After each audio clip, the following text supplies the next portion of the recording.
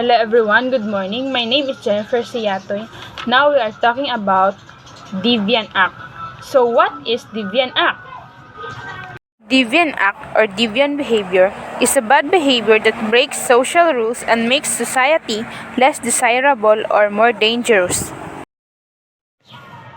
There are two types of deviant acts. First is formal deviance. Second is informal deviance. So what is formal and informal deviance? Formal deviance includes criminal violation of formally enacted laws. Informal deviance refers to violation of informal social norms, which are norms that have not been codified into law. So here are the examples of formal deviance. The first pictures show about a boy forcing a girl to sexualizing. The second pictures shows about a girl experiencing a hardship because of her partner and also forcing her to sexualizing. And the three following pictures also show about the formal deviance that commonly experience of the people in the society, such as murder, theft, and robbery.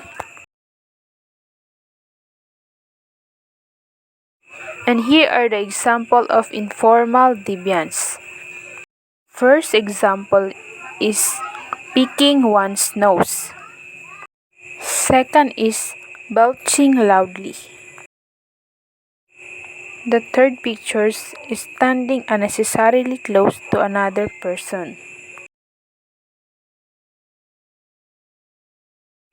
Again, informal deviant, it refers to the fact that an individual goes against the general trends of the society. However, this behavior does not constitute an illegal act. Someone licking the ground, odd hairstyle to look different from others. What is an act of deviance? Sociologists define deviance as an act or behavior that falls outside social norms. Deviance ranges from criminal acts to interrupting someone who's speaking. What is an deviant behavior in society? Deviant is a sociological concept referring to behaviors that violate social rules and norms. Behavior that is perceived as socially deviant is highly stigmatized, which often causes as many of more problems for the person engaging in the behavior than the addiction itself. What are some examples of deviant groups? Deviant subcultures groups that develop values and norms considered outside the cultures of the dominant population. Examples of deviant subcultures include some musical groups, youth gangs, alternative lifestyles, and non-traditional religious communities. According to Merton, there are 5 types of deviance based upon these criteria: conformity, innovations, ritualism, retreatism, and rebellion. What is considered deviant today? Tattoos, vegan lifestyles, single parenthood, breast implant, and even jogging were once considered deviant but are now widely accepted.